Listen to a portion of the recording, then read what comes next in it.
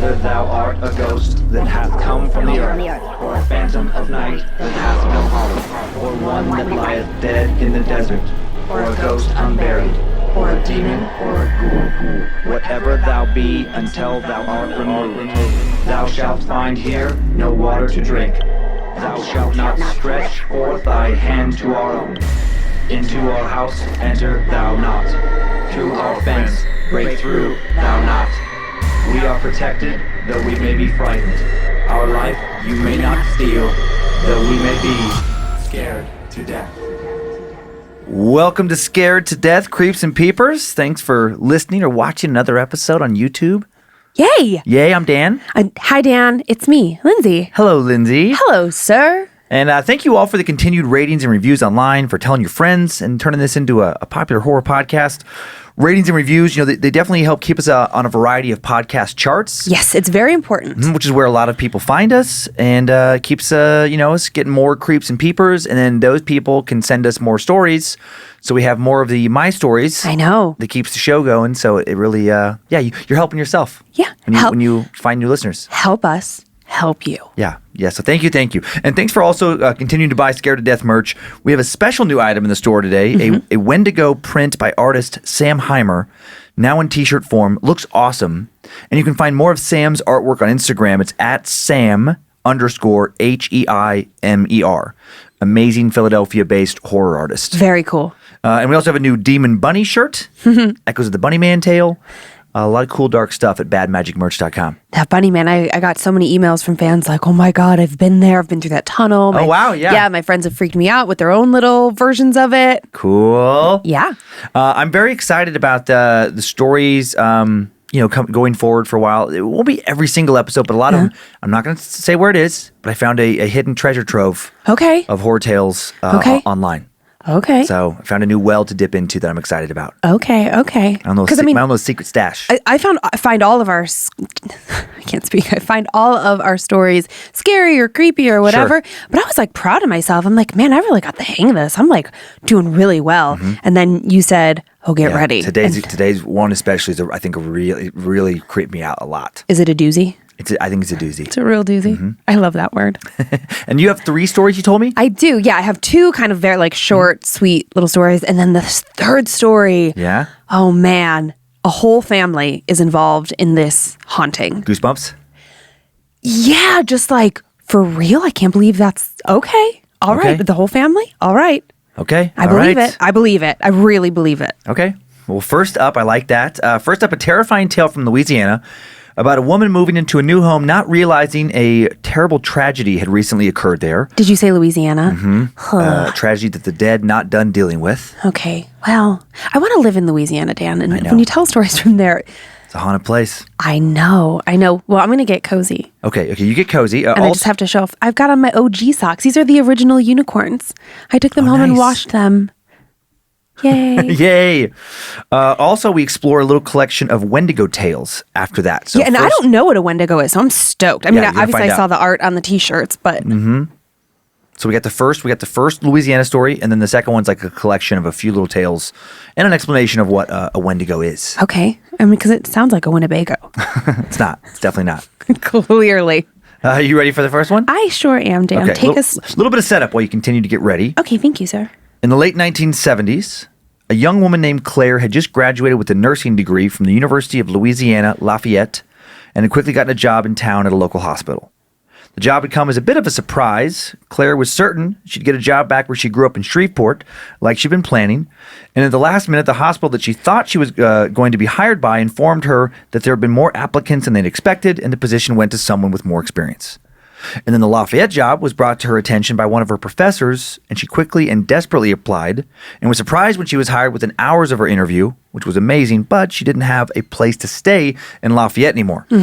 She had to scramble to find a new place, because up until a few days earlier, her plan was to return to her parents' house until she could find a new place in Shreveport, and now her lease was up in Lafayette. Through a local paper, she was able to find a room for rent in a ranch house on a 2-acre lot on the outer edge of Lafayette suburbs, on the same side of town where her new job was located. Okay. So she moved in having no idea that a terrible tragedy had occurred in this home not more than 2 years earlier. And from the minute Claire walked in, she had a bad feeling about this place. She would have turned around and left, but she'd handed over her check for her deposit for the first month's rent before she'd even made it in the door. Mm-hmm. Time now for the tale of the death room in Lafayette. Claire's new roommate, Kim, whose mom apparently owned the place, seemed off. Friendly, but off. Claire wondered if she was into drugs or something. She looked strung out. She was a bit twitchy. She looked like someone who hadn't been getting a lot of sleep, maybe because they were coked out or hooked on meth. Claire would soon realize exactly why Kim had not been getting enough rest. Most nights she was probably too damn scared to fall asleep. The very first night she was there, Claire went to sit in a glider swing in the backyard an hour or so after the sun went down, after she'd finished unloading her stuff into the house. She really wasn't unpacked yet, but she was exhausted and wanted to relax a bit before going to bed. Mm-hmm. She started her new job the next morning, and she wanted to be as well rested as possible. It was a beautiful Louisiana spring night. No clouds in the sky, not too humid, light breeze, and the stars were out a little more than normal. As she sat in the glider, peaceful for a few moments, Claire was suddenly overcome by the powerful feeling of being watched. The very powerful feeling of being watched. Before she saw anything, she was certain she was not alone. The hair on the back of her neck stood up. She shuddered with the chills. Whoever was watching her was doing it from the house. At first she hoped it was her new roommate. Kim did seem creepy. Uh-huh. But deep down, she knew before turning around that she was not going to see Kim. Oh, God. Whoever was watching her was doing it from the back bedroom window on the second floor. From the window of her new bedroom. She was certain of that before she saw anything. Oh, God. As she started to turn and twist around to look over her shoulder and up towards the window, she saw two small glowing lights. Stars, maybe? Reflected in the window?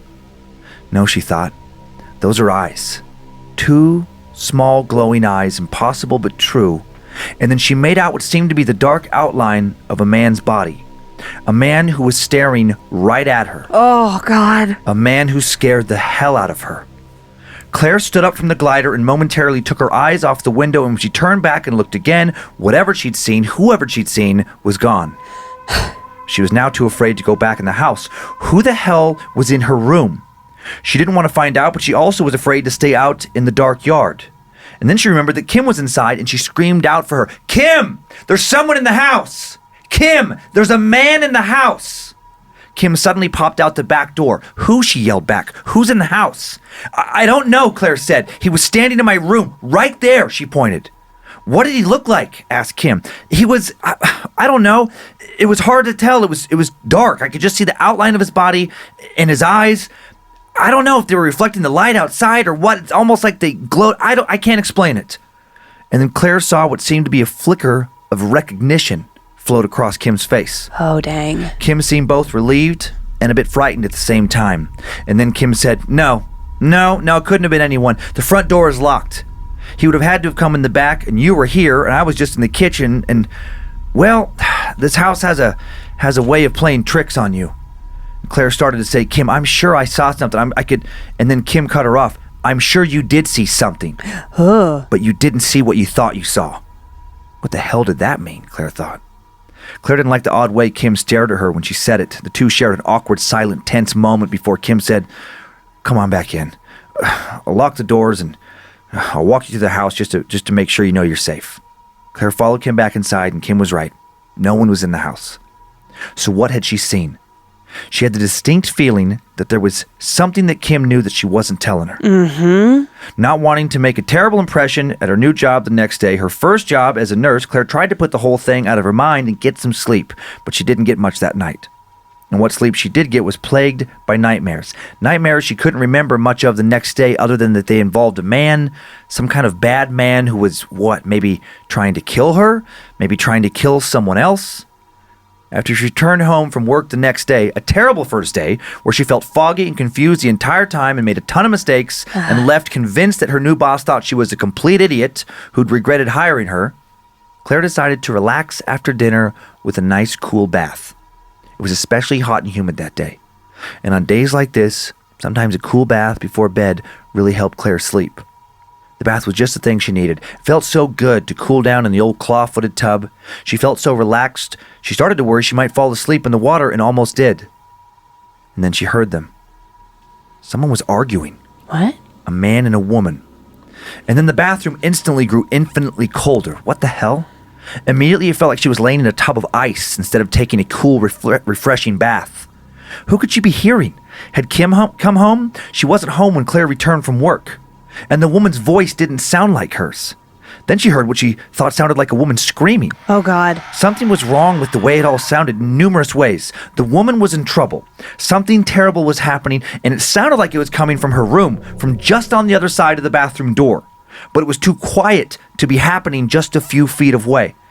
It was hard to explain it. It almost sounded like someone had left a phone lying on her bed, and that she was hearing this terrible confrontation through the phone, and that's why the screams were muffled somehow. And now there were screams. Did she leave her TV on? She thought for a moment that must be it. And then no, that couldn't be it. Claire remembered that she still hadn't set up her TV in the new bedroom. She was thinking of her last house. She didn't have a phone in her room either. So if it wasn't the phone and it wasn't the TV and it wasn't Kim, then what or who was she hearing? The screaming grew louder. And then she heard, was that a gunshot? And then quiet. And then sobbing? Maybe a man sobbing?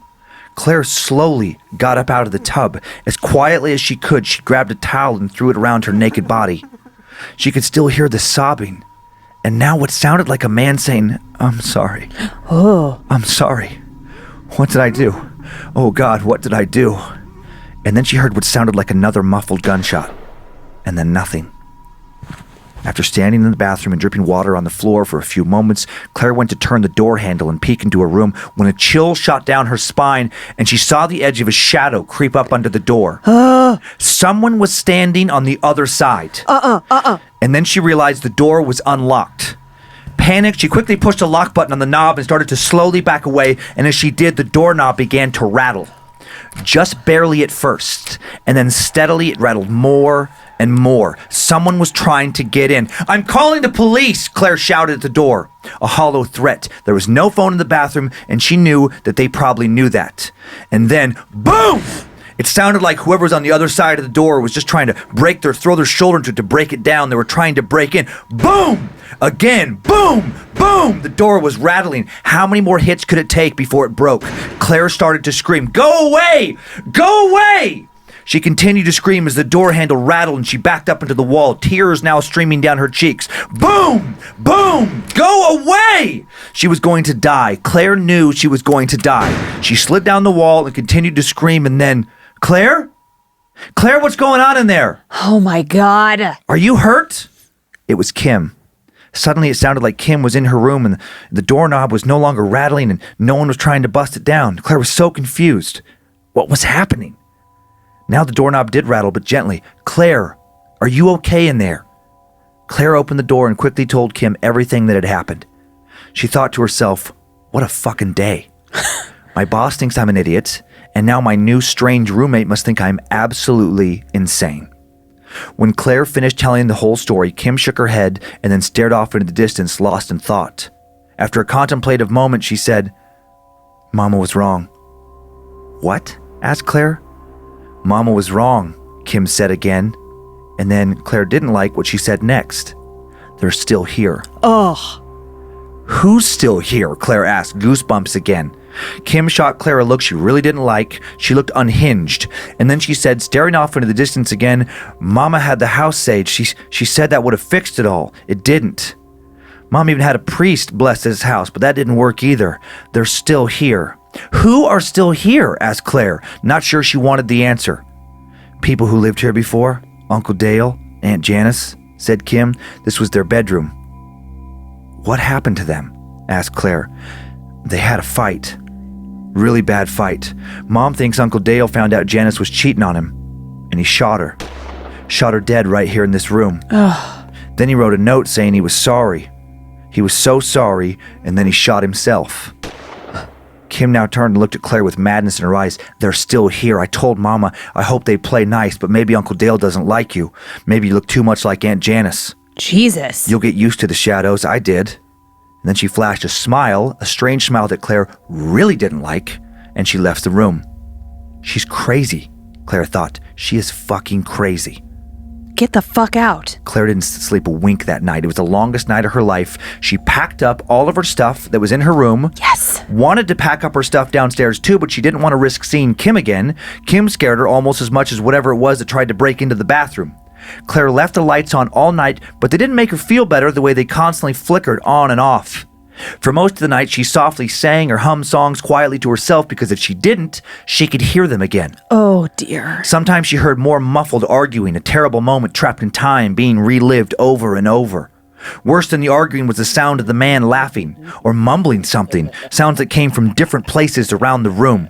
Claire had the distinct feeling these noises were meant for her. He was in the room with her, and he wanted her to know it. He knew he scared her, and he liked it. She just had to make it to sunrise, and finally, she did. She quickly took... Jesus Christ! Oh, my God. That scared the shit out of me. A box just fell off across the room. You guys can't see it, but like on the other side of... Oh, my God. Oh, my God, I have chills all over my body. On the other side of our set, there's like some storage, and there are 2 boxes, and one just, I don't even know why that fell down. Terrible timing. Okay, I'm going to finish the story, and then we'll talk about whatever the hell happened to that box. I'm going to throw up. Okay. She made it to sunrise. She took her things downstairs, threw them in the car. She gathered her stuff from the kitchen, threw it in the car as well. She didn't quite have room for everything, and she wasn't going to be taking a second trip back to the house to gather more stuff. Good, just get out. She threw what she wanted the least into a trash bag, walked it around to a garbage can in the back of the house as the sun continued to rise, and then she felt the hair stand up on the back of her neck one more time. He was watching her again. He was still in her room. She looked up at the window facing the backyard. She saw those 2 glowing eyes from the room she had just left. Oh. And she muttered under her breath, "Fuck you." Yes. And then scared as hell, she hopped into her car and quickly drove away. She kept on driving right on past her new job at the hospital. She had enough gas for the whole trip and didn't get out of her car until she was back in her parents' driveway in Shreveport. And she's tried not to think about those 2 terrible nights she spent in that haunted house in Lafayette ever since. She's smart. She didn't fuck around. She just Well, luckily got she had an out. opportunity, I guess because of her parents. Yeah. That she didn't, I mean, it's going to mess up things. I'm sure, it's going to suck not to have a job, but she has a place to stay.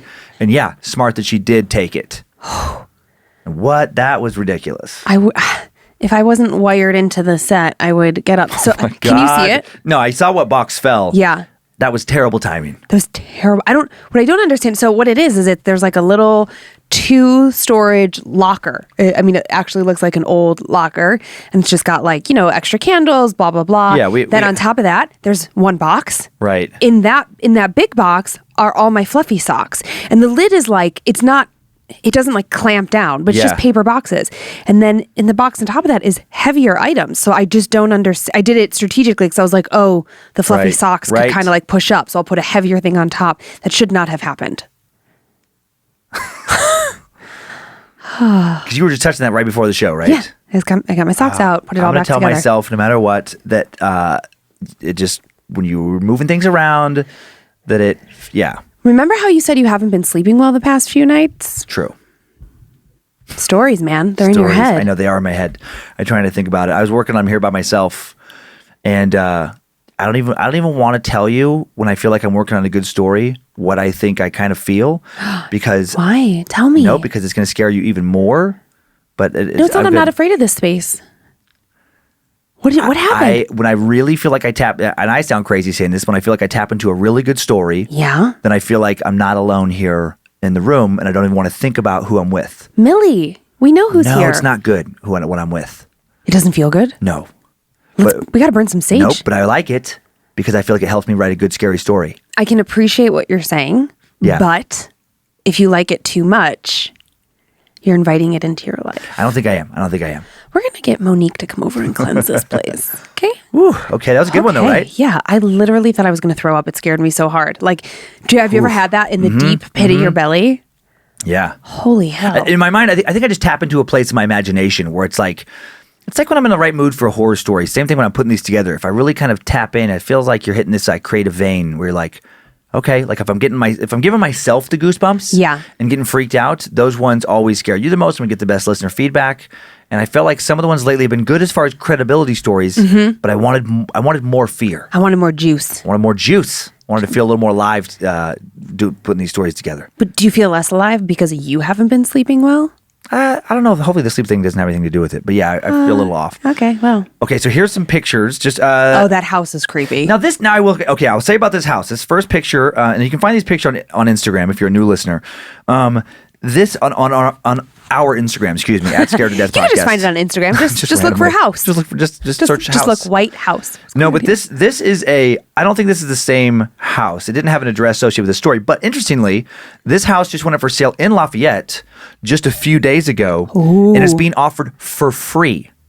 It's this free house that you can take. I saw this. It would cost money to move it. You don't get the property it's on, but you get the actual house. No fucking if you way. want to move it for free because people are convinced in the neighborhood that it's that haunted. Holy shit. And if you're in Lafayette, it's built in the late 20s, early 30s, described as the old Grandview Nursery on Verrott School Road. Nursery. Mm-hmm.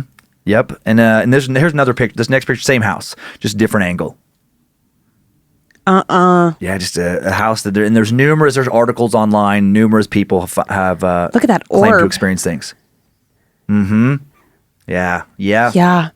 So this next picture, I have popcorn in my tooth. I'm sorry. that's okay. We don't have Sorry about That's that. okay. That's okay. Otherwise, I would have just kept like swirling my tongue around. Sure. No one wants that. So this next picture, I don't know if that was a dude in her room, but That I'm not going to look at that again. that freaked you out. Yeah, that's a girl. No, or a guy with long hair. It's a girl. Okay. Maybe it's this next guy then. We'll change it up. Very different energy that could be in that window. That's weird, creepy clown guy. Yeah, That's a real let's zoom in person on with that guy. that's real person Or clown mannequin. mask. Or mannequin. Okay, can we zoomy? Is that an option? I think it. No, it was. it's not. It was. Oh, there we go. Yeah, there we go. Oh, I see how you think it could be a mannequin. Right. That actually just feels like a sick joke somebody's playing on a neighborhood, which I think is kind of great. So that's story number one. We should put creepy things in our windows, like in Monroe's bedroom window, for people who drive by. You would scare yourself more with that. I know, I'd forget it was there. And come home back. Dang. Yeah. Any thoughts before we move on? Well, I mostly want to go investigate the fallen boxes. I know. After the show, we'll have to figure out what went on Holy that hell! box. I think Kim. Yeah. I don't know if Kim was real, or if Kim was Oh my a God, ghost. that'd be terrifying. You don't know, and just the way that she had like this creepy Yeek. smile, and she just didn't feel right. So either Kim is, in my opinion, That just creeped me out. Yeah. I can't believe you didn't think of that. I didn't think Either that. Kim is not of this world, but mirroring herself, or whatever like the appropriate terminology God, is. Can you imagine to find out like, oh, no one's lived in that house for 6 months? Exactly. Yeek. That's kind of what I think. But if that's not an option, she's been there for so long. Yeah, that thing's ruined her mind. She is fucked up. And also, Mama, I don't think Mama is her mom. That just felt like... That makes it even creepier. Nah, she just seemed... The whole thing just felt fabricated in the sense that like, oh, it's going to be okay, sweetie. Mama saged the house. And it's like, oh, you creepy fuck thing. Like, oh, you are not real. Mama's not real. Fucking no sage has been burned here. GTFO. Yeek. Yeah, what'd you think? I don't know. I mean, something with the murder suicide. You know, just like left some dark energy that just was reverberating. I don't know, in that house, and then Were they the dude's only thing. people that lived there? I don't know if anybody lived prior to them. I just wasn't sure. While they lived in there, I believe so. There was no mention of children. Okay. Yeah, none at all. I wasn't sure if they were the only people haunting it, because just like the various voices, was it all him? Was it? Oh yeah. Was it her lover? Was he there as well? Oh my God. Yeah, don't know. Oh yeah, didn't think of that either. Oh man, I have so many chills. It's a good mystery. Okay, you ready for this next one? What's in the box? Oh my God, what's in the box? Okay, next one, tiny bit of setup, but not much at all though. We kind of just get back into it. So this is a monster tale. Oh great, that's fun. Monster Mash. This is the Wendigo that we're getting into, and then we're gonna jump right into a story that somebody named John encountered just right off the rip. Okay. And then we'll go into explanation, and then more stories. Okay, so I'll try not to interrupt. Different structure. Yeah. Okay. Time now for Tales of the Wendigo. A young man named John had a strange experience in upstate New York just a few years ago. He'd taken a week off of work to stay at a friend's farm who'd be out of town, and he planned on taking 1 or 2 overnight hikes in the area. His buddy recommended a hike on a nearby trail he'd never taken himself, but heard was, incredibly scenic and beautiful. John was eager to get out into nature. The woods around the farm were beautiful, but the area his friend recommended also spooked him. A neighbor who lived near that trail had told John's friend that a door on his shed had recently been nearly ripped in half. Just a few weeks back, he said that something had pried the screen door back like it was made out of tinfoil, said there were deep gouges in the wooden door frame, marks that looked like they'd been left by claws, and that he'd found some strange footprints nearby. Okay. Kind of like a man's footprints, but longer, wider at the ball of the foot, narrower at the heel. Was this guy insane? No animals in the area could do that kind of damage. John's friend also told him that there was a local legend that just a couple miles away, about a century ago, a whole family had been slaughtered in their home. There were claw marks all over the house, and something had apparently eaten parts of their bodies. Ooh. His buddy thought all this was nonsense, local folklore, and people who liked the attention they got from telling tall tales. But John wondered, what if all of it wasn't entirely made up? John also thought he'd feel like a real idiot if he missed out on an awesome hike because he was scared of some probably made-up monster. The whole reason he had made the trip was to get out and enjoy the country. Fair. So he packed up some gear, drove down a dirt road that led to the trailhead. His old black lab, Sadie, was in the back seat. It was the middle of June. Everything looked lush and green. Knowing he'd lose service soon, he called his dad and told him where he was heading. He found it odd how he didn't run into anyone else on the way. The trail was supposedly pretty popular. Then something in the middle of the road caught his eye a few miles back from the trailhead. When he squinted, he saw that it was a dead squirrel, not uncommon. But then he saw other dead animals, possums, raccoons, an unusual amount of them, like a lot of them.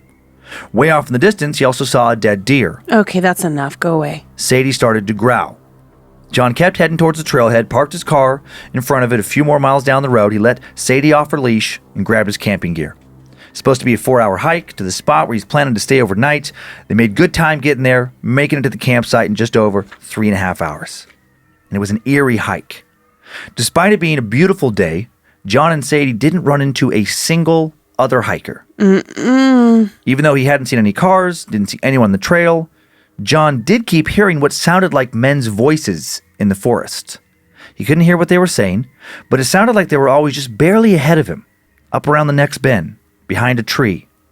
He thought it was imagining them because the voice he heard the most sounded eerily similar to his dad's voice.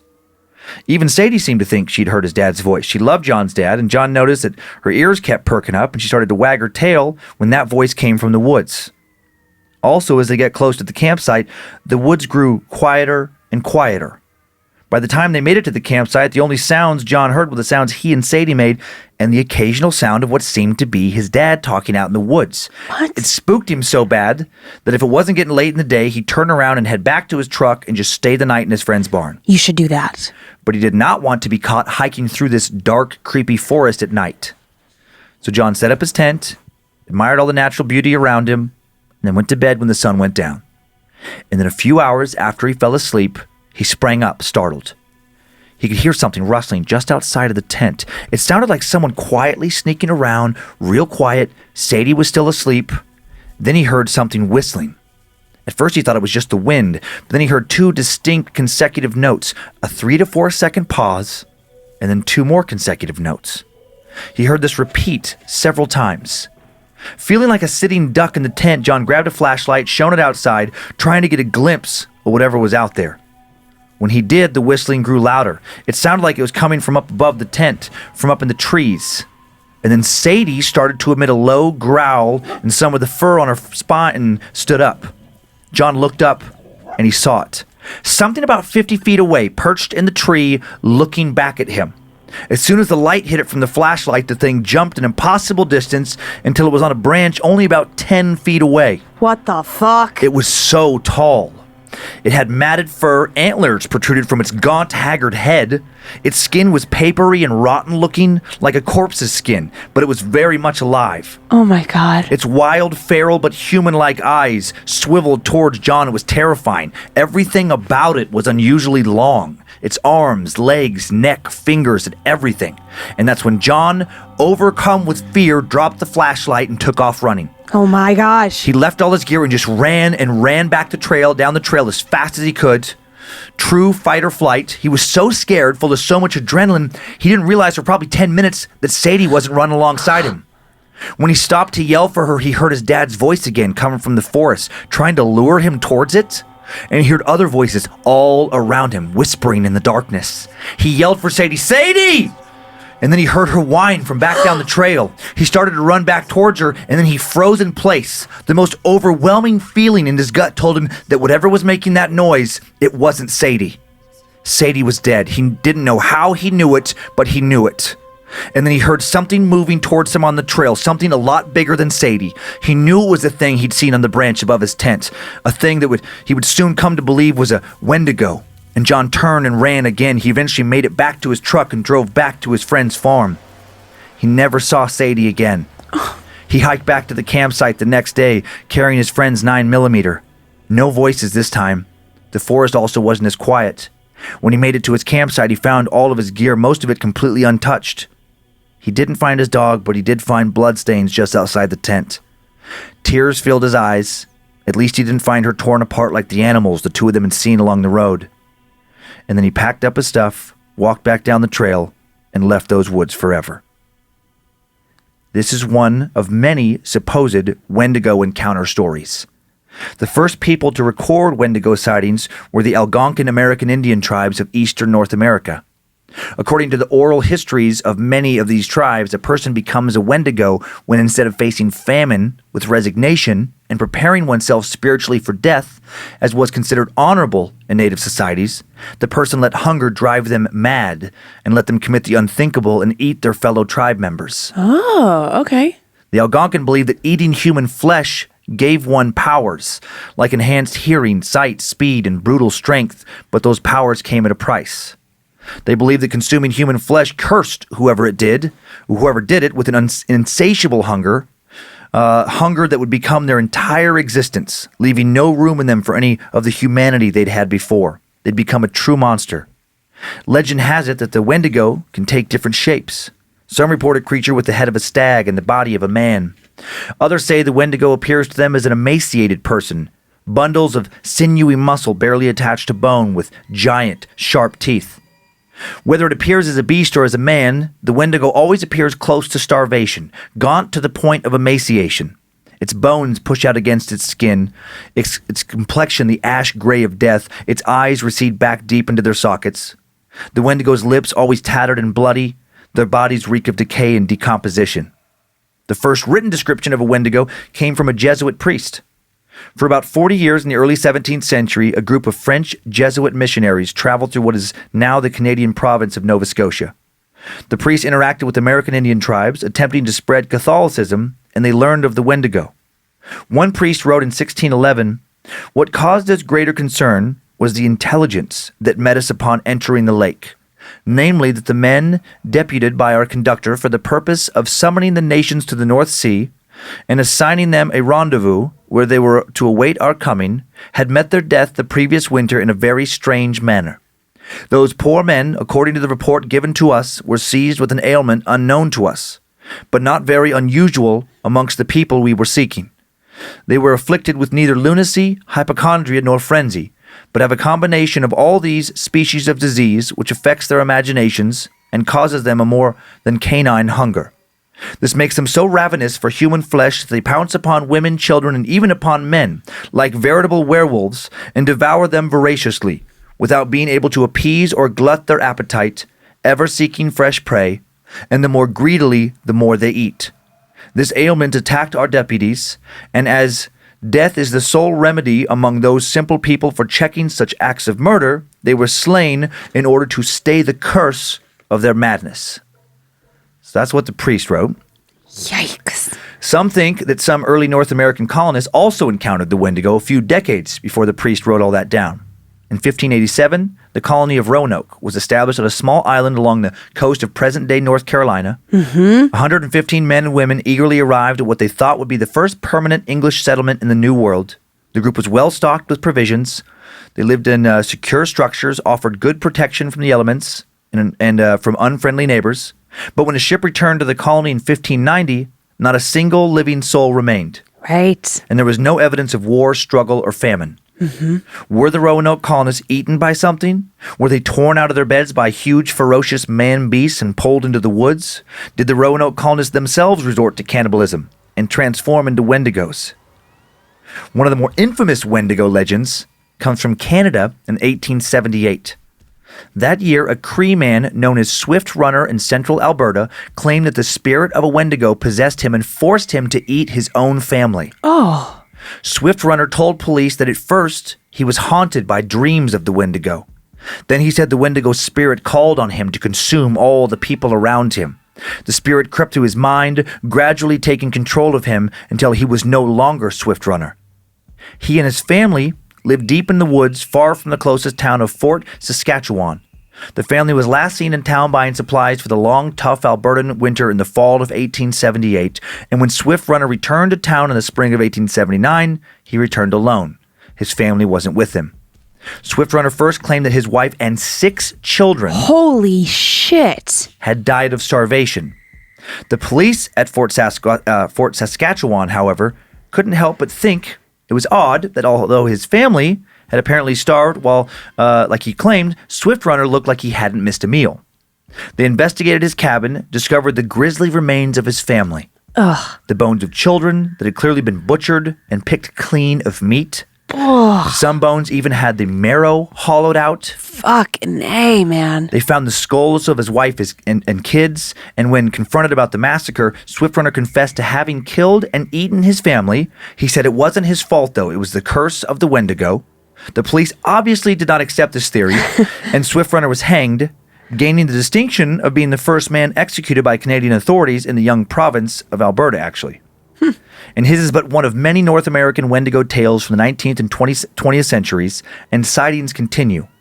Here's one last Wendigo story. This is posted by someone who wishes to remain anonymous. And they wrote, "I like to go hiking with my friends. There's not much to do around here, honestly, because we live in a small mountain town in Canada.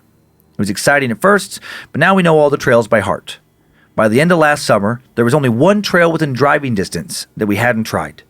The trail goes through a forest that the local indigenous people consider sacred. According to their culture, the land this trail was carved upon was forbidden ground that has been cursed and that you are not to walk on. I had no interest in ever hiking it, but my friend Joe told me it was the coolest trail he'd ever been on, and he talked me into going. I found out later that he lied about that and had never been on this hike and made it up to talk me into coming along with him. We arrived at the trail about 9 a.m. on a Saturday morning. It was farther away from town than most trails, and it wasn't near a paved road, so there was a lot of walking involved just to get to its beginning. What struck me immediately about this trail was how quiet it was. I noticed you couldn't hear any birds chirping or any wildlife whatsoever, just complete and utter and unnatural silence. At one point, we crossed a log someone had laid down to cross a shallow creek. Across the creek, just off the trail, we saw a perfect circle. Nothing but smooth dirt inside, surrounded by small, perfectly arranged rocks. The rocks were partially submerged in the soil and fit together like someone had painstakingly arranged them. Every single one of them was the same uniform, white, quartz-like color.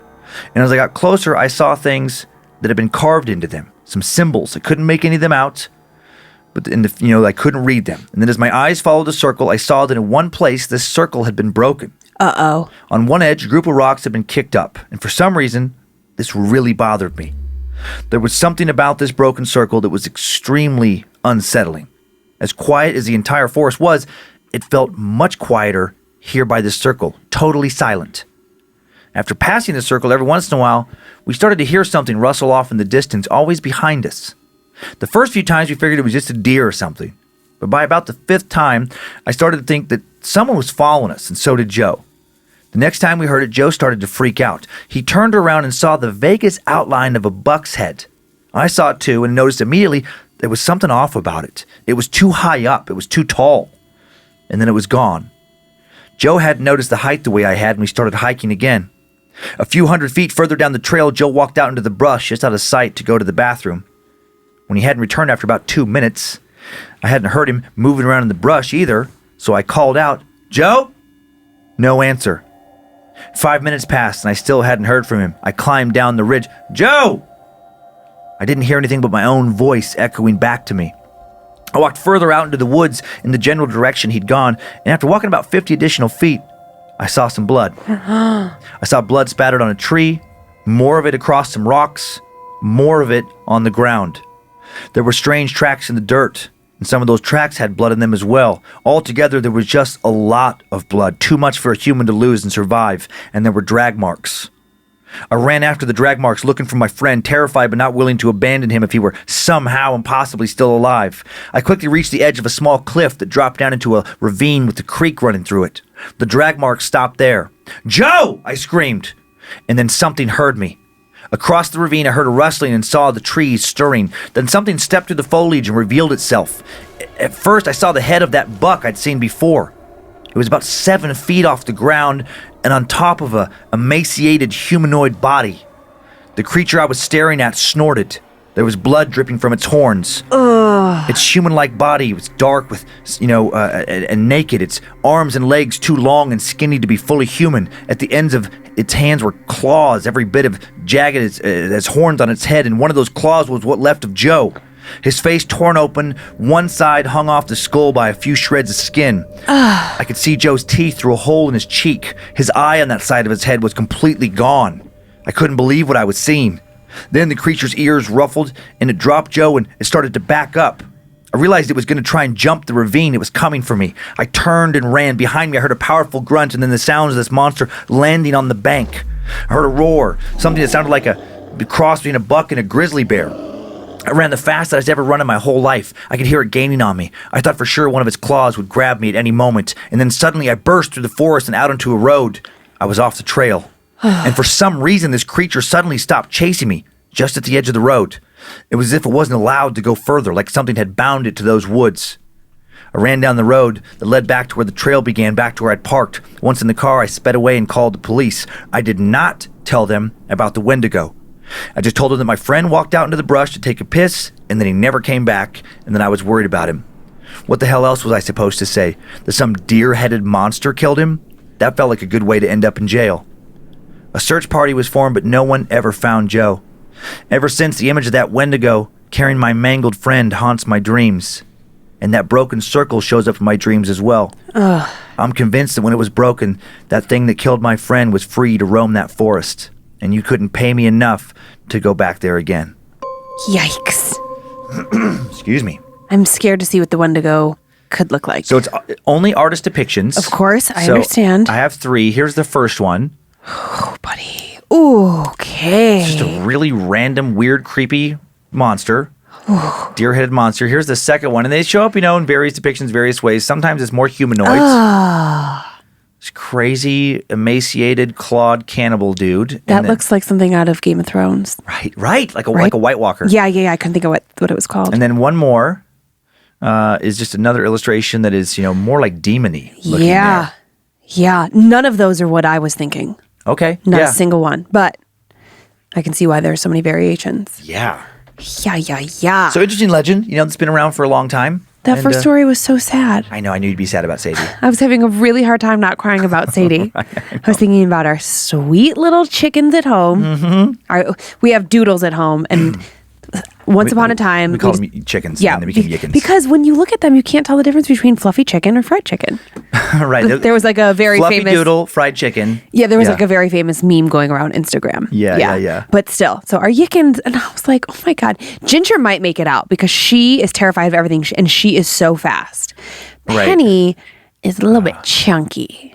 Oh, She's a little fat. She likes her treats. I know. And we think that when we're not home that she eats her food and Ginger's food. Pretty sure. But but so that story was like sad. But also, it's so tricky because I understand. Like if you're excited, you're staying at your friend's place, like you've got this plan, you get up there and it doesn't feel right. But also when you said but if he turns around, he has to hike back out in the fucking dark. Right. He won't make it back to the truck by sundown. I don't know what is worse, spending a night in a tent where you're terrified or hiking out when you're terrified. They both really suck. Hardcore. But what would you do? I think I would stay in the tent, like false sense of security. It's almost kind of like as a kid, like pulling the blankets over your head. Or as an adult, don't judge. Or as an adult. But it's that thing of the tent being zipped up, you're in there with the dog. You have I mean, it would suck. I probably wouldn't. We would be fighting because I would want to leave. I would want to say. It was a 4-hour hike. 4 hours But what of time walking was back it? through the dark. We made it in 3.5, but it's supposed to be, it's a longer hike. I know. After sundown.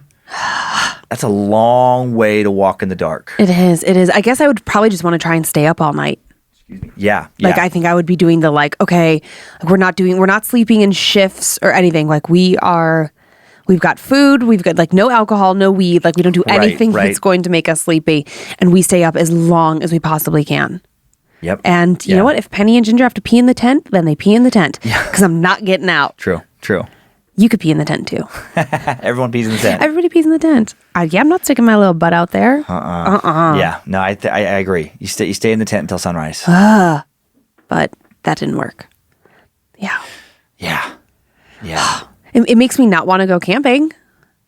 Because I was like, oh, that was a perfect campfire story also. Because it's you're in the tent and the sounds and the this and you open it up, because I can imagine being in there and you get your flashlight out, you're like, okay, enough. And then you see some creature up in the branch and then that creature just magically bounces closer to you. Right. So it's really close enough where you're like, this isn't my imagination. That would be the worst. And it's worse than a bear.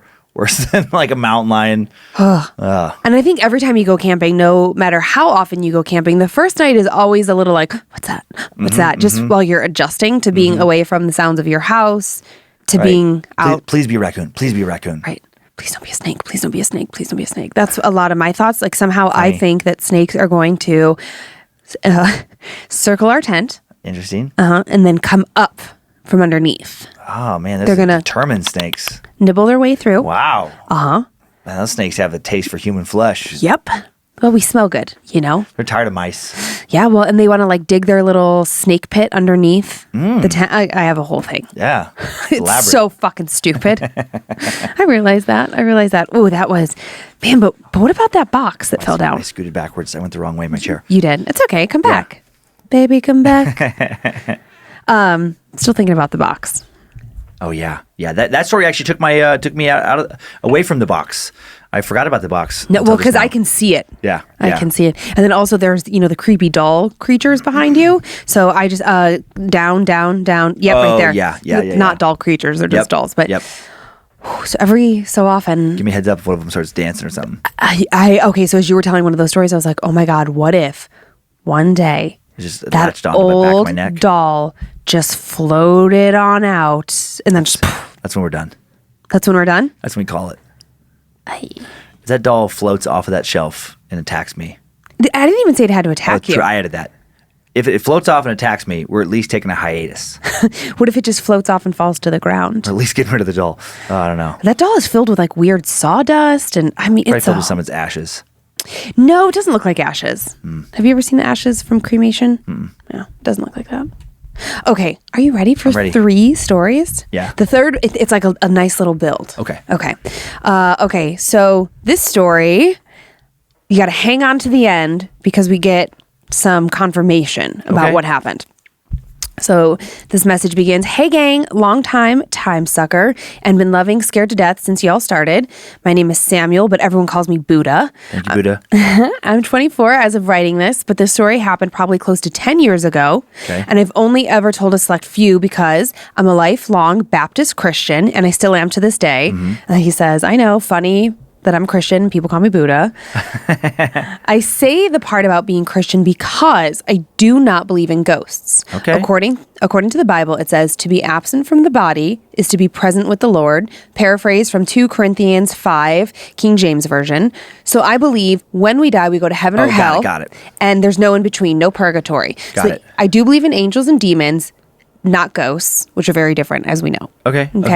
So anyways, one night I'm lying on my granny's couch after a week of attending church camp that I went to every year. For whatever reason, I woke up in the middle of the night very suddenly. I don't know why I remember this detail, but I do. I had just watched a movie on DVD and it had gone back to the menu as DVDs did, and the title screen music was playing over and over. Yeah, okay. This detail is important, which is why I mention it. As I'm lying there, I hear what sounds like small feet running across the floor. Now, this was an old mobile home, and every step could be heard in the house. Okay. As I'm lying there, I was thinking to myself, I know that we have small kids in the family, but no one was visiting except for me. It was just me and Granny in the house, or so I thought. So, it was...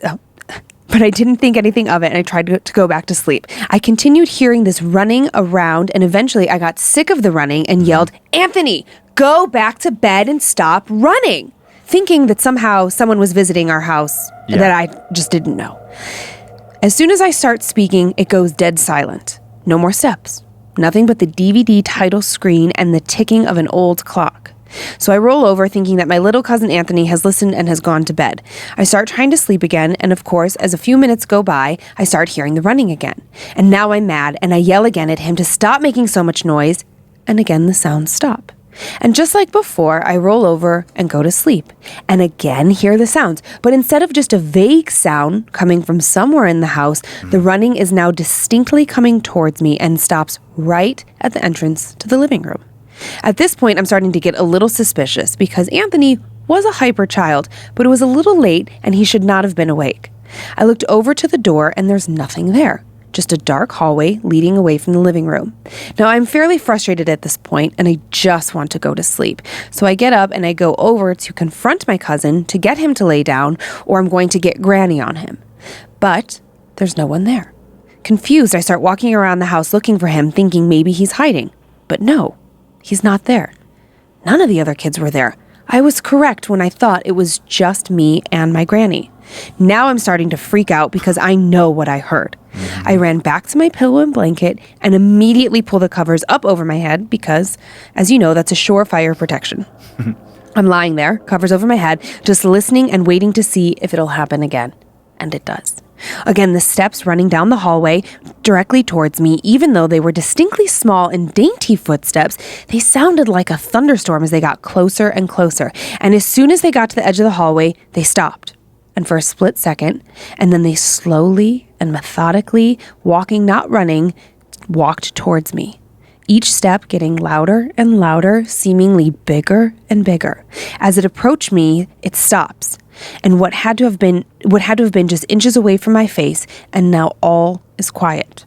The clock is not ticking, no more DVD menu music, just silence. Then, what felt like an eternity later, I see a small, child-size handprint starting to push its way down on the blanket as if it was trying to reach through the blanket and pull me out. For whatever reason, whether stupidity or bravery, I yanked the covers off of my head and screamed, "Leave me alone!" But nothing was there, and all the sounds rushed back into the room, and never once again did I hear or feel anything. Now, I know I've gone on for a long time for a less than terrifying story, but this is what really makes this story scary to me. One day, just out of the blue, my mom and I are going back and forth telling stories on the way back from visiting my pawpaw. And I go through the story as I just explained. My mom immediately pulls the car over and looks me in the eye and says, "Did your pawpaw put you up to this to scare me?" Obviously, I said no and asked my mom why. And she goes on to explain to me something that to this day still gives me the chills. My granny and my pawpaw were divorced when my dad was still a kid, so we'll say some 50-odd years ago. And one day, he had driven down from Indiana to Florida, where my granny lived, to spend the weekend there and then take my dad back to Indiana for some time with him. Well, my pawpaw was a rough man. He grew up in the coal mines as a young teen, went to war, and eventually got into welding as he got older. Basically, he's your typical no bullshit kind of man. He was up one night using the bathroom, and he hears what he thinks are little feet running outside the bathroom door. And thinking it's my dad out of bed, he throws the door open, ready to scold my young dad. But instead of my dad, he sees a small, pale as snow little girl standing there, just looking at him, not moving an inch. Terrified, my pawpaw slams the door closed, knowing there's absolutely no reason for any little girls to be running around the house. He opens the door, and she's gone. My mother finishes this story with tears welling up in her eyes, and she says, "Your pawpaw was an asshole, but he was not. But he was not a liar. I'm sorry you saw that girl." And she wipes her eyes. We get back on the road, and to this day, we have never spoken about it again. That is creepy. Isn't that odd? What? Ah, man, I would not like that. Not like that at all. Like what? I don't know why, like, in a weird way, like, and we've talked about this before. It's been a little while, but we talked about it before, like, how the image of, like, an apparition, a childlike apparition, creeps me out more in some way than a grown-up one, which doesn't make any sense. I don't know why it bothers me more. Because theoretically, you would think that an adult-sized one could hurt you more. Just based, like, you'd be more afraid of a real adult, child. Not that wouldn't scare me. Like if I opened up the bathroom door and I was going to the bathroom and there was like a fucking dude there, like ghost dude, that would terrify me. But somehow the thought of just like a little girl like lingers more in some weird way. But man, I would not, man. Would not kids like are creepy, man. Ghost kids. Well, regular kids can be creepy too. Yeah. Yeah, sometimes they do strange things. That's a good or Buddha. That was a good story. Yeah. Yeek. Just the later confirmation is what did me in. Because I'm like, yeah, the story's creepy. The hand coming through the blanket. I'm like, oh. And I totally get what he's saying. Like, I would spend the night at my grandmother's and I can just imagine like spending the night there and thinking like, oh, I thought it was just us. One of my cousins must be here. Right. And it is that thing where it's like, it's a creepy story, but you could write it off as overactive imagination. Totally. But without the last detail. Yeah. But then that really is like, oh, yeesh. Well, and the fact that all the sound stopped in the house, like the DVD stopped. And I know exactly what he's talking about. I thought that was such a great detail because I would fall asleep watching movies all the time and you'd wake up in the morning and you're like, oh my God, that was on all night. All night long, yeah. That like 20-second loop of music. Yeah. I know that too. Oof. Okay. You ready for more? Yeah, that was a good one. Okay. So this is a little update and story about the Pascagoula River. Oh, yeah. With the abduction. Yeah, going back. Hey, guys. Was listening to the episode about the Pascagoula River abductions, and it made me think what better time to tell y'all about my experience I had along the river one night. Some quick backstory first. The Pascagoula River is known down here as the Singing River because of the eerie sound that comes from the river at night. Weird. It supposedly sounds like flutes. It supposedly sounds flute-like or has been compared to the sound of rubbing the rim of a crystal glass. Okay. The legend as to why the river makes the noise goes back to a dispute between the Pascagoula and Biloxi tribes. The two tribes coexisted peacefully until the chief of the Pascagoula tribe fell in love with a princess from the Biloxi tribe. I'm sorry, is it Biloxi or Biloxi? Biloxi is how I would say it, but I wouldn't trust me at all. Okay. Yeah, it's all different on the internet. And I will say sometimes like the town and the tribe can be different, and I'm not familiar at all with the tribe. Yeah. I thought the town was Biloxi, but yeah. Okay. Well, I should have prefaced with an apology if I get it wrong because it's different all over pronunciation guides. Yeah. The two tribes coexisted peacefully until the tribe of the Pascagoula tribe fell in love with a princess from the Biloxi tribe. The Biloxi tribe declared war on the Pascagoula Indians. Completely outnumbered, the Pascagoula Indians chose to die at their own hands rather than be killed and captured as slaves. And so, the Pascagoula tribe joined hands and sang a song as they marched into the river to drown themselves. Yeesh. According to legend, the noise made by the river today is actually the phantom tribe singing from beneath the water's surface. Creepy. So creepy. My experience happened a few years ago as friends and I decided to go hunting and camping at a wildlife management area right off the river, about 30 minutes north of the city of Pascagoula. We got off to a late start, and so we found our place to camp around 7:30 or 8 at night. It was just myself and my friend Jonathan at the time, as our other friend Trevin was still up at work at the shipyard. We started to unload the truck and set up our tent, and about 15 minutes later, I was coming back from the truck and noticed Jonathan had stopped assembling the tent and was just looking around. I asked him, "Is everything okay?" He said yes, but he thought he had heard something, but then went back to putting the tent up. A few minutes later, coming back from the truck, we both heard what can only be described as an Indian war cry that came from about 20 yards into the woods behind Jonathan. He looked at me and told me to get my shotgun and load it, which I did, as I watched the woods, aiming my shotgun, hoping to God nothing would come out as he picked up our half-assembled tent and threw it into the back of his truck. The only other people out there with us were maybe a mile or so up the road, and I'm sure it wasn't them. Their truck did drive by about 10 minutes after it happened. I had my gun out, aiming it towards the woods, but they just drove off, making eye contact with me. I don't know if they heard the same thing as us, but after that, we hauled ass out of there, but returned the following day, and in the morning, we reset our camp. We had no other issues following that night. We still talk and joke about that night, but I still believe I heard something paranormal out there. I've been following Time Suck for about a year and Scared to Death for a little over a month and can't get enough of either. God bless y'all and keep on sucking. Sincerely, Josh. Oh, thank you, Josh. Hail Nimrod to you. Just kind of like, just because that area is so strange and we had, covered that recently. Yep. Yeah, that is my favorite abduction story I've come across so far. In the sense of just like different eyewitnesses that came forward years later and never wavering from the story. I don't know. Yeah, that's a haunting story. Yeah, I feel a sneeze coming, so I'm going to say right now, if I sneeze, I'm really sorry. Bless you. It's allergies. I don't have it. I don't have it. Allergies have been out in force past few weeks. I forgot to take my medicine this morning. Okay. So this is it. Okay. This is the big one. Okay. So an entire family. Oh, yeah. Okay. Haunted by one ghost. And what I find so fascinating is that some of the family knew about it. Yeah. And didn't share it with the rest of the family. Right. But they... it's amazing. Okay. I would like to begin telling you how much my wife and I both love to listen to Time Suck and look forward to date nights in front of the television for our weekly Scared to Death ritual viewing. Oh, that's so cute. Yeah. I'm going to tell you a story I have not told many people in my life, mainly because if you weren't there, it's very hard to imagine it could possibly be real. Sure. As a young boy, being decades younger than my siblings, I grew up in a very large 5-bedroom home with just my parents. Both my room and my parents' room were located on the second floor of our home, but on opposite sides, divided by the long stairs leading to the first floor. Yeah. As a child, and still to this day, I was captivated by scary stories and horror movies.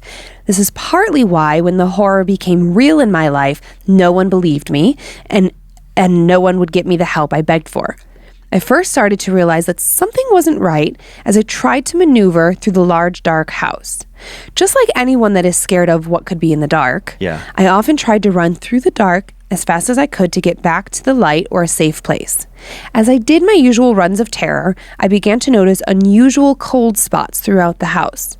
My parents were both very conservative and strict, and the AC was not to be used unless it was very, very hot out. So when I tried to rationalize the cold spots in the house, my first thought was that it must be where the cold air was coming out from the vents. Yeah. Curiosity and false bravado began to get the best of my little 9-year-old self, and I began to test my hypothesis. I ventured through the house, feeling for cold spots, and as I moved slowly, I began to realize the places that were cold were only in the dark, only at night, and only in places where there were no AC vents to be seen. Weird. I began to think and worry more, and think more about what could be causing this, and that is when the nightmare began to take shape. As I left or entered rooms throughout the house, if I was alone, I could almost count to 3 and guarantee that the door would slam behind me. No matter how much I pleaded innocence, both of my parents were certain it was me slamming the doors until they saw it for themselves. When you are 9 and you can't be in a room without the doors slamming on their own, and your parents don't believe what you're saying, you begin to feel very helpless very quickly. On the first floor of our home, I had a playroom that was located between 2 doors that led to the garage and one that led to the kitchen. One night, I was in the playroom alone, playing with my action figures and dinosaurs, and I had them all arranged in a perfect circle around me in the middle of the room. Behind me was my closet with more toys in them, the door open to the closet and the light on in the closet. As I sat there playing, I could hear my mother on the phone in the kitchen, probably 30 feet from where I was sitting. The closet light flickered, and then the light switch went off. Now, when I say that the light switched off, I don't mean the light went out. I mean the light switch flipped to the off position on its own. Not 1 second after I noticed the sound of the switch flipping and the light going out, I turned to look in that direction, and the door to the closet slammed. It slammed so hard, I knew it would be only a few seconds before I was getting in trouble again for slamming doors. I turned to the sound of my mom yelling at me from the kitchen and coming my direction, and then the light for the playroom switched off as well. I could hear my mom was only steps away from my door, and the light switched back on. but it wasn't my mom that flipped the switch on. As I looked towards the door where my mom was coming from the kitchen, I suddenly realized that the circle of toys I had positioned perfectly around me were now thrown around the room, no longer in the nice circle I had made.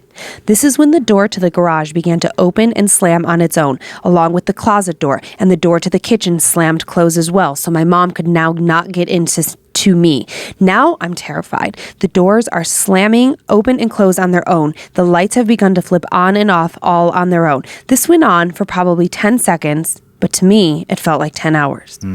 Finally, the doors stopped moving, and my mother stopped beating on the door and screaming because it finally opened and let her in. But when she came in the room, instead of a look of anger on her face, she seemed confused as she realized I was cowered in the middle of the room, crying, and I could not have been the one slamming the doors or locking her out. This was the first incident I had with the entity in my home, but it was for sure not the last. A few nights later, as I lie in my bed, obviously still worried that the entity would come back, it did. I cannot say what time it was because I had no clock in my room, but I had been lying in bed for a long time, unable to sleep. It began with the light switch flipping on in my closet. Next, my closet door slammed, and my bedroom door followed. My fan was on in my room to keep my room cool for the night, and I was looking up at it when it abruptly stopped. It did not slow to a stop. It stopped on a dime and immediately began to spin in the opposite direction at an abnormal speed. The doors began to open and slam as the lights in my room went on and off, and my fan was moving so fast it began to smoke. This is when my mom entered the room and saw what was happening. I could see the fear in her face, as I am sure she could see the fear in mine. This is when my fan was spinning like a jet engine, and it caught on fire above my head. My mom immediately ran and jumped onto my bed, seemingly ignoring the chaos in my room in an attempt to save me. With her bare hands, she reached up into the fiery fan blades, grabbed a hold of the burning fan, ripped it out of the ceiling, and threw it onto the floor. She ripped the bedspread I had on top of me off and threw it on top of the flame to smother the fire out. As the fire stopped, so did the doors and the lights. She then proceeded to take me to her room for the night. As I sat on her bed, she began to tell me how she knew what was happening. Yeah. She painted a picture for me of how she knew who had been doing what they had been doing. She said that when my older sisters were younger, similar occurrences happened to them. Slamming doors, lights flipping on and off, dolls and toys moving on their own. She told me that the only way to stop the entity was to talk to it. She told me that the spirit in our house was a young girl named Annie, and Annie had terrorized my family for quite a while. She told me that if Annie was bothering me, I had to tell her to stop, not ask her or ignore her, because that would only make her mad. From that point on, when strange things began to happen around me in the house, I would tell Annie to stop, and that this wasn't her house anymore, and the terror would immediately cease. Living with Annie became natural. I could simply just write off paranormal things happening around me. My mom was free to speak to Annie now because she no longer had to hide it from me in an attempt to keep me unaware. It didn't take long before I had an opportunity to talk to my sisters about Annie. And lo and behold, Annie had actually pushed one of my sisters down the stairs, leading to a broken arm. The crazy part isn't that she was pushed, but rather that my mom actually saw her get pushed by Annie. In an attempt to control Annie, my mom had spoke to the spirit, pleading with her to leave my sisters alone. She had placed magnetic letters on the refrigerator to try and communicate with Annie. But the only thing Annie ever wrote with the letters was the name Annie. Eventually, we left that home and moved to another. In the new house, we never experienced Annie's presence again. I apologize for this being so long. I hope you found it entertaining. I surely did not when I was a kid. Thank you so much for what you do. My wife and I hope to keep watching Scared to Death and listening to Time Suck for years to come. Matt. Thank you, Matt. Matt, are you so mad at your mom? Exactly. That after she saw your sister get pushed down the stairs, she's like, "Now we can stay here." I mean, 5 kids, maybe just like finances. Might have been a financial situation. That thing about the magnets on the fridge. Yeah, so creepy. Yeah, magnets, like if they consistently were just rearranged themselves to spell a word, that would really bother me. It's like Ouija board. Mm-hmm. Just in a different form. Although I will say, I got an email this week from somebody who is a long practicing Wiccan witch. Mm-hmm. I'm not sure, I don't want to get it wrong, but they said that Ouija boards are merely like a tool for communicating and that you can't open like a portal. with a Ouija board. Right. I mean, there's a lot of different beliefs about it, but yes. It made me feel better. Yeah, Believe okay, what you good. want, but that made me feel better. What if you had a ghost that would just, why can't you have like a happy ghost that would just spell like affirmations out on the fridge? Like, you're hot. Doing a great job. Oh. Have a nice Gotcha. day. Yeah, you're hot. Man, you're awesome. Way to go. Love sharing this house with you. Hope it don't bother you. Let me know if I'm being too loud. Do you need anything from the grocery store? Running out. Yeah, I'll pick you up something. Do you remember when we lived in the apartment in LA and things would go missing? We'd blame it on the hobo. Just like I'd be like, oh, did you eat the rest of that leftovers? Oh, yeah, this imaginary like person who lived. Yeah, exactly. It'd be the yeah. Yeah, it'd be our friendly ghost. Ugh. A creepy thing happened to me this morning at the house. Yeah. I completely spooked myself out. So on Kyler's headboard, he's got that like stuffed gnome, that like cute, sweet. I caught it at just the right angle. I was coming up the stairs and I can see that edge of his headboard and there was gremlin. It created a huge shadow. Oh, funny. I thought there was a giant man in his room this morning. Yeah. I did have to like poke in and make sure. So how about that box? How about the box? It's got to be Joe messing with us, right? I always assume afterward that it's our producer, Joe. That was a good scare if it was. But tricky because we walked in, like I'm thinking fishing line. Right, but And I I'm think thinking how you knock it off the box. But like you would see the fishing line hold it if it fell in a weird way. I don't know. I don't know how he did it. I don't know how he did that one. I just need to see like what's in that small box because I swear I thought that it was heavy items to keep the lid on the fuzzy socks down. I was trying to remember. We already recorded randomly next week's episode, so we can't address the box next week.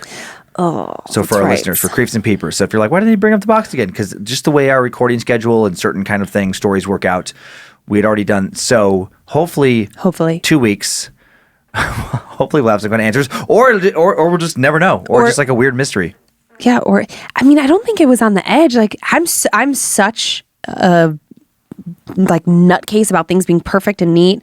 I'm a little bit OCD, so it's like it's not like I would have set the little box slightly off kilter on the big box. I promise I didn't do anything. I didn't do anything. You better not have, because if you think you're not sleeping now, I could just make it worse. I know. and you wanted to say something at the end. I did. Are we ready to wrap it up? Yeah, I think so. Those are. I really like today's show. Yeah, I know. Get some good chills. I know. I was really spooked out. That first story, Kim is just like hanging out in my head right now. What if you're not you? Angle. What if you're not you? Oh man, I always wonder that. Like, oof, what if? Mm-hmm. Ooh, is that Black Rifle coffee? It's not, but it's a cup from them. Oh, yes. I see that sticker everywhere now. They started sponsoring Time Suck, and ever since then, I don't know if like we have our ads with them yet, but I see that BRCC the sticker everywhere. It's pretty popular. Yeah, it's good stuff. Love it. Okay, so it's great stuff. It is so good. It's so powerful. I'll take like 12 beans, literally 12. I know you mix them into your decaf. Mix into my decaf. Give it a little I'm extra like, kick. It's more than a kick. It's a jolt. Okay, so obviously some of you who watch our show came over from Time Suck, and you're very aware that Dan and I really enjoy giving to charities each month. It's something that we do through the companion piece to Time Suck, which is a Patreon podcast called The Secret Suck. Okay, and we donate thousands of dollars every month to various charities. Through that, at one point, we had donated to my favorite charity. It's a local charity here in Coeur d'Alene called Safe Passage, and they work with domestic violence victims. They work with sexual assault victims. They have sort of like 5 arms to their business. Court advocacy, rape kits. They don't do the rape kits there, but you can have a rape kit advocate with you if that's something that you have to go through. I think one of the most incredible and important things that they do is that if you had a child in your life that came to you and said, somebody touched me in a way they weren't supposed to, you can work with them to do the intake process, not at a police station. So it's in a safe, comfortable, I guess, warm environment, you might want to say, for such a horrific kind of story that you would have to share. And then they're also in a couple of the local high schools talking to kids about safe relationships, right? Like we live in such a different age where I think it can be a little bit complex to understand what is a boyfriend or girlfriend being too possessive or too jealous or taking it too far. And kids don't always have the resources to understand the difference between like, oh, this is just how it is, or this is not okay. So anyway, so they do all these various things. And normally, in about a week from now, we would be having our annual violence prevention breakfast. And it's something I've supported for years, and Dan has as well. And because of the current situation, it's just not possible. There wasn't enough time to set it up because I didn't know if things would be open or not. And for the safety and well-being of everyone, it was opted to not happen. So subsequently, some of us who are involved with the foundation program, whatever you want to call it, we've agreed to be virtual ambassadors. So you can find a link if you have $5 that you're willing to donate, if you can skip your Starbucks today.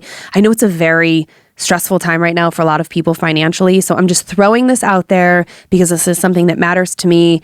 And I especially think right now during lockdowns, there are a lot of people who are in really bad situations that had no way of getting out of it. You know, there are people who live with abusive people every day, and you add more stress to it and it gets worse. So this money is always important, but it's especially important right now. So you can find a link to donate on my personal Instagram page, Queen of Bad Magic. You can also find a link. There'll be one up in our socials on Facebook for Time Suck and for Scared to Death.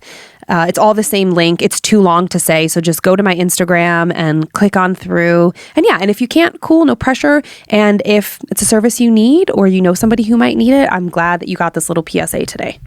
Good job. Thanks, babe. Important stuff. Yeah. And that is all for today. Please keep sending your personal tales of terror to mystory@scaredtodeathpodcast.com. Thank you, Heather Rylander, for curating those, helping curate those.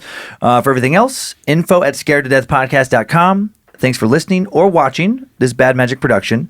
And thanks to the team, Logan and Kate on social media, the talented folks who design the merch and manage it at badmagicmerch.com. Zach Flannery, also producing and directing many episodes now. Sophie Evans, helping produce Scared to Death. Takes a scary village to make this show work. I like that's cute. Thanks to Joe Paisley for producing, directing, adding sound beds to the show. Zach Cohen, Jeffrey Montoya, for making sound beds. Follow us on Facebook and Instagram if you want even more content at Scared to Death Podcast. Subscribe to Bad Magic Productions on YouTube and enjoy your nightmares, creeps, and peepers. Hope you were scared to death. Bye.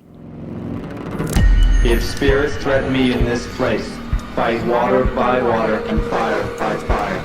Banish their souls into nothingness and remove their powers until the last trace. Let these evil beings flee through time and space. Evil may pass through, but has no home here within, scared to death.